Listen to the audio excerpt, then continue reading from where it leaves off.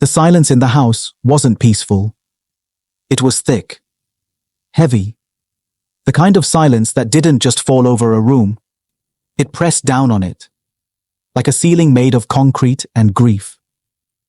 Ada sat at the edge of the bed, her hands trembling slightly as she refolded a blouse that had already been folded 5 times. It wasn't even hers. It was one of his. She didn't know why she was still doing his laundry. Maybe because doing things made it easier not to feel things. A photo frame lay face down on the nightstand. She hadn't been able to look at it in weeks, not since the night he threw it against the wall and screamed, "You think this family is about you?" She had picked up the shards after he left. Silently. Like always. The sound of the front gate creaking open jolted her, and she quickly tucked the blouse into the bottom of the drawer, wiping her hands on her skirt. Her body instinctively moved, but her soul stayed seated, unmoved. She could smell his cologne before she heard his footsteps. Raymond. The man she married with trembling hope and naive faith. The same man who now made her afraid of a door opening. "Where's my food?" he asked, not looking at her, as he dropped his bag on the floor. "I kept it warm," she said softly, walking towards the kitchen. "Is it the stew with that bitter scent again?" His voice carried that tone, the one laced with disgust so sharp it cut her confidence in half. She didn't answer. She knew how this script went. Any response was the wrong one. He followed her into the kitchen, his presence filling the space like smoke. Suffocating. "I work all day, come back to this mess," he muttered, sniffing the air. She turned off the gas and placed the pot on a tray with rice and plantain. Simple.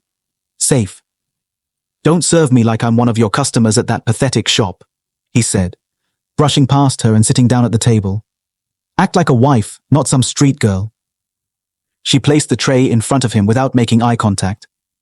Eye contact was an invitation, an escalation. Raymond had become a man who didn't hit with fists. Not yet. But with words so calculated, they could draw blood without leaving bruises. And when the words failed, silence took over. Long, cruel silences that made her feel like a ghost inside her own home. He took one bite, then pushed the plate away. "I don't even know what you're doing with your life," he said, picking up his phone. She stared at the food, then at him.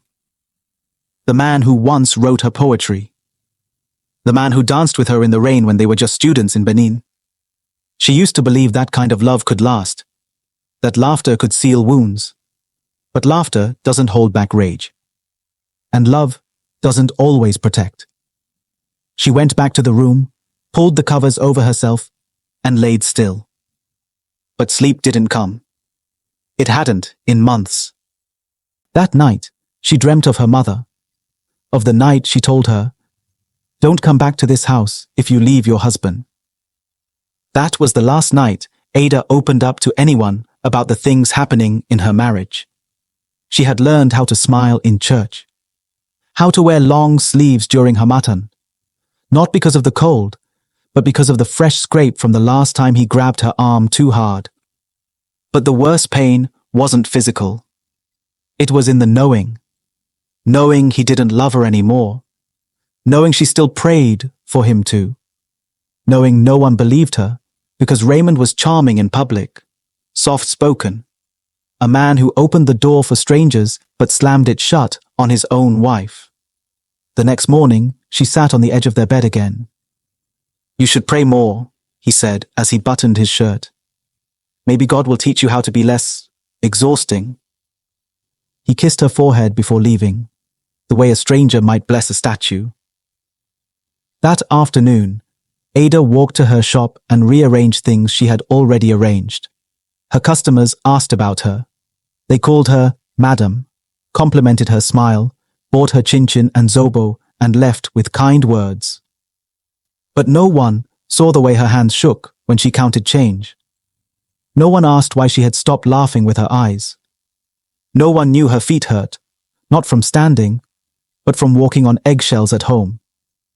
It wasn't until a new customer walked in, a woman named BC, that something shifted. BC was loud, warm, the kind of woman who said what others were too afraid to say. She was tall, wore Ankara like it was a flag of rebellion, and had eyes that looked into places you wanted to keep hidden. "You good, sis?" she asked, picking up a bag of Puff Puff. "I'm fine," Ada replied quickly, the way survivors do when they don't have time to explain. Bissy said. "Fine is usually a lie, but I'll let you have it for now." For now. 2 words that felt like permission. That night, after Raymond had slept, Ada scrolled through her old photos. There she was, laughing, holding a birthday cake, kissing Raymond in the car after church. Her old self stared back at her with hope she could no longer recognize. She opened her notes app and typed one sentence. "We need a third party." She didn't know where the words came from, but they felt true. Not a counselor. They'd tried that once, and Raymond charmed the pastor into believing she was the one with submission issues. Not the police, because how do you report wounds you can't photograph? No, the third party wasn't a person. It was truth. It was time. It was voice. It was someone to witness the storm and say, "You're not imagining this. You're not crazy. You're not alone." Ada didn't know what she would do yet. But that night, she slept for 4 hours straight. It was the most she'd slept in months. The following morning, Ada stood in front of the mirror and did something she hadn't done in a long time. She stared at herself, not to fix her scarf, not to check her makeup, but to see. The woman looking back had grown hollow around the eyes. Her once soft cheeks were thinner now, her lips always pressed together, not in peace, but in defense.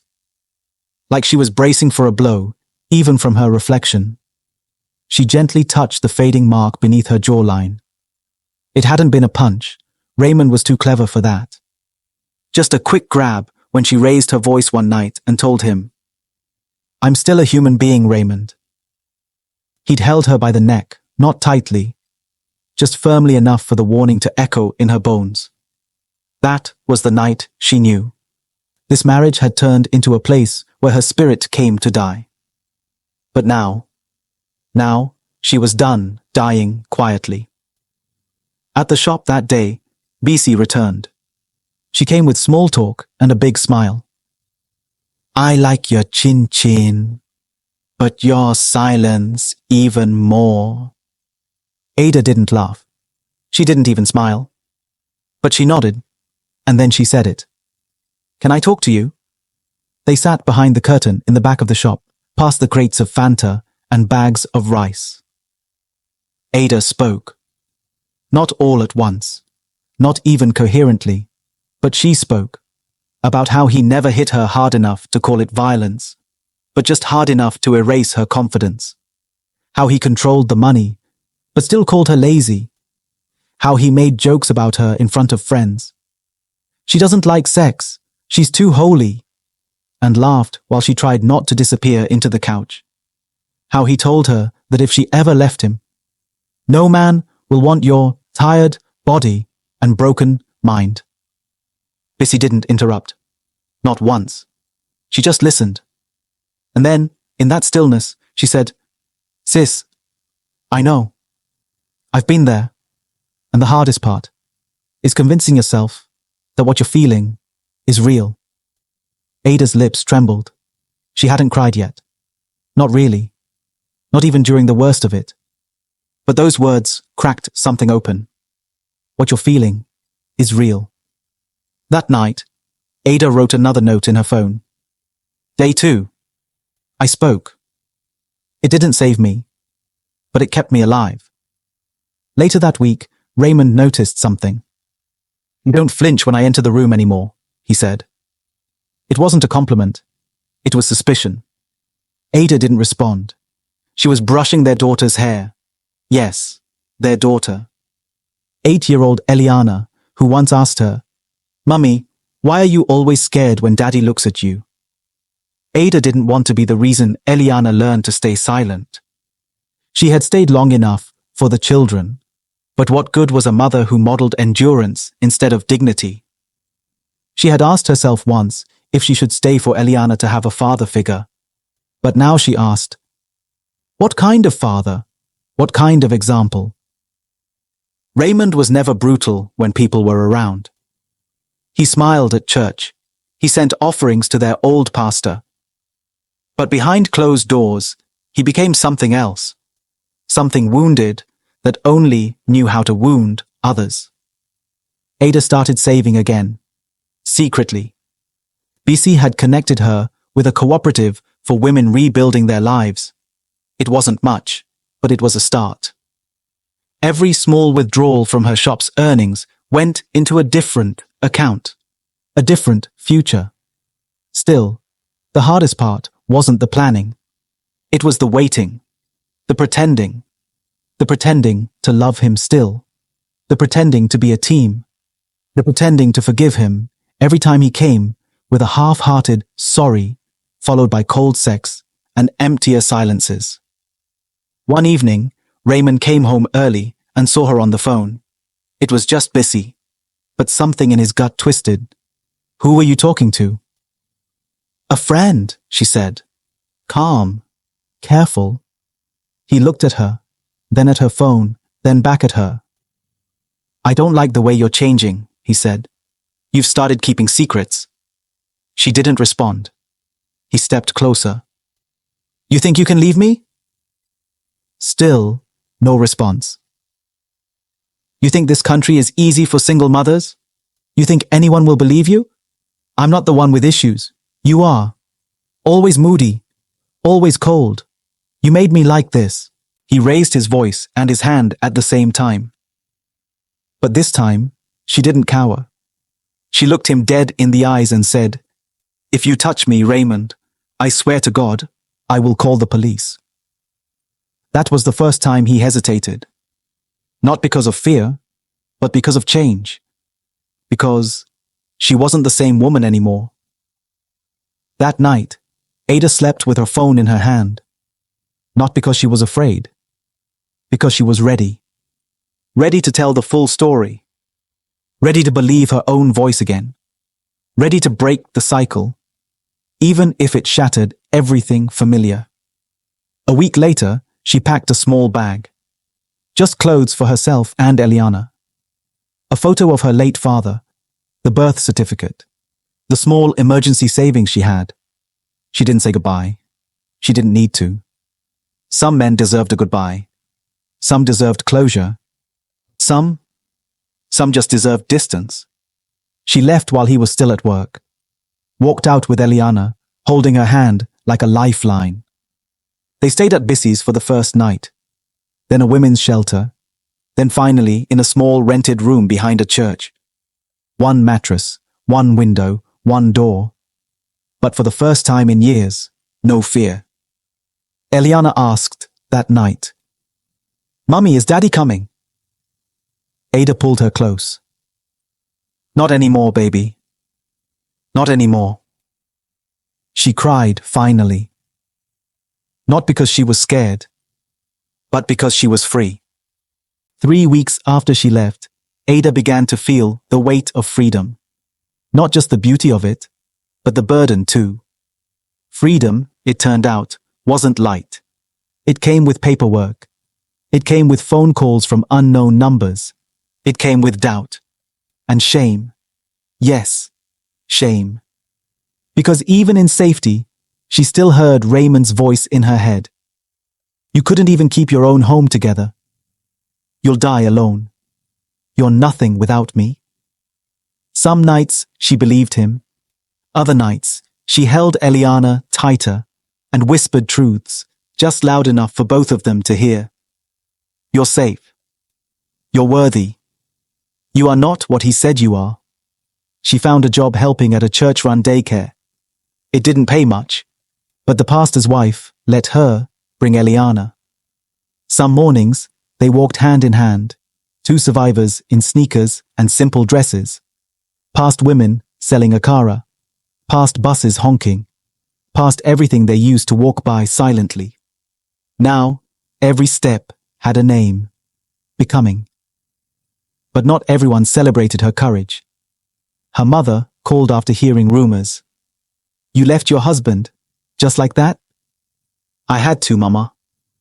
You know people will talk.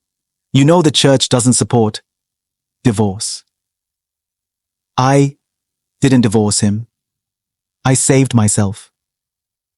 The mother sighed through the line like disappointment was a language of its own. Be careful. These women telling you you're strong. Will they be there when your child asks why she has no father? Ada almost laughed, as if presence was the same thing as fatherhood, as if being there ever meant being good. She ended the call gently. She had no energy for debates.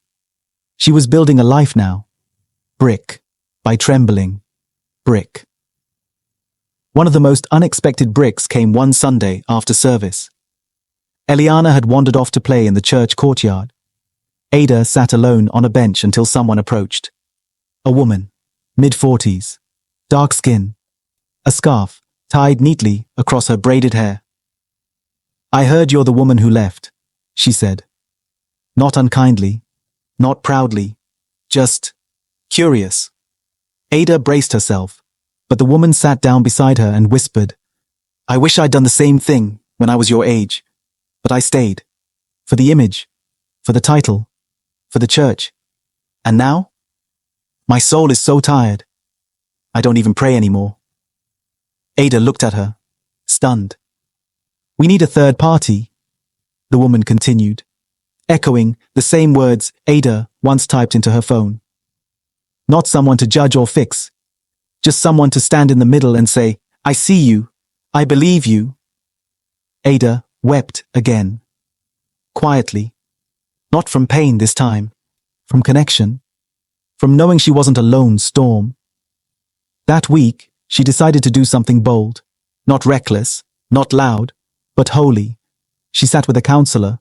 She told the story from the beginning, not to be fixed, but to be witnessed. She read aloud every note she had written in her phone since the day she left.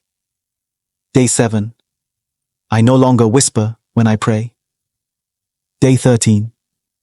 Eliana laughed in her sleep. I think it's because there's peace in the air now. Day 22. I'm not healing to attract someone new. I'm healing because I want to live. The counselor didn't offer quick solutions. She offered silence, nods, gentle questions like, and how did that make you feel? It was the first time Ada's feelings had been treated like facts. Months passed. Then one evening, Raymond called. Not to rage, not to apologize either, but to remind her of the version of him he used to be.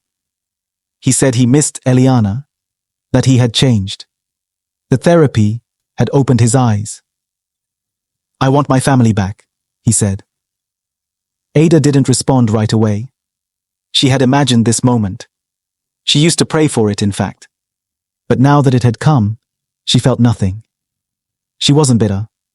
She just wasn't blind anymore. And more importantly, she wasn't broken anymore. Raymond, she said slowly, I don't hate you, but I don't belong to you anymore. Silence. He scoffed. So this is what you've become? No, she said. This is who I always was. You just never wanted to see her.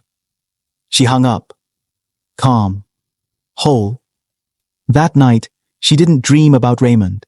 She dreamt about color, about laughter, about a kitchen filled with light, and Eliana dancing barefoot while chin-chin fried on the stove. She dreamt about herself, not as a wife, not as a survivor, but just as a woman. Unfolding. Free. A year passed, not marked by a calendar, but by healing. Real healing. It showed up in small ways. Like when Ada laughed too hard at a joke Bissy made and didn't look around to see who was watching. Or when Eliana ran into the room shouting, Mummy, I got the highest in class." And Ada didn't flinch at the sudden noise, because she no longer lived in a house where joy had to tiptoe. They had moved to a new flat, small but bright. Ada painted the walls sunflower yellow, not because it matched anything, but because it made her smile. She bought second-hand curtains, hung fairy lights, and put stickers on the fridge that read, "Love lives here. Safety is holy. We will not repeat what broke us." On Eliana's 9th birthday, she baked a cake herself. It was lopsided. The icing ran off the sides like melted hope. But Eliana hugged her and said, "Best cake ever." They lit candles, and Ada closed her eyes. For the first time in a long while, she made a wish that wasn't about escaping. It was about becoming. Later that week, she attended a women's conference, something she would have never been allowed to do before. There, she stood on a stage, hands trembling but voice firm, and told her story. Not as a victim, not even as a survivor, but as a witness. To what silence can do, to what courage can build, to what happens when you say, "Enough. I want more. I deserve more." When she finished, the room was quiet, not out of politeness, but reverence. And then came the applause, and then the tears. Not hers, but from women who saw themselves in her. Afterwards, one woman approached, clutching her chest like her heart might fall out. "You spoke my life," she whispered, "and you didn't even know me. I thought I was alone." Ada took her hands. "You're not. And you never were." That night, as she lay beside Eliana, who was already asleep in her pajamas with little stars on them, Ada felt something she hadn't in years. Peace. Not the kind you perform, the kind you build, daily, with grit and grace. And that was when she wrote her final note in the phone. Day 365. The third party was never a person. It was truth, it was community, it was voice, it was me. Some days still hurt. She didn't pretend otherwise. Healing is not a staircase. It's a spiral. Some days she'd cry in the shower. Some days she'd check her bank balance and feel fear grip her belly. Some nights she still woke from dreams where she was trapped in the old house with no doors. But now she had tools. Now she had voice. Now she had truth. And now she had a daughter who knew what safety felt like. In the end, Ada didn't need a savior. She needed a witness, a mirror, a space to say, "This happened," and someone to say, "Yes, and you still matter." Because sometimes, what saves a woman is not escape, not rescue, not even revenge, but the holy, shaking decision to finally tell the truth and believe it. If this story touched your heart, don't keep it to yourself. There are so many voices still trapped in silence, so many hearts waiting to heal. By liking, sharing, and subscribing, you help us bring hope to more people, one story at a time. Your click might be the reason someone finds their voice. Let's heal together. Let's rise together. Subscribe now, share boldly, and never forget, your story matters.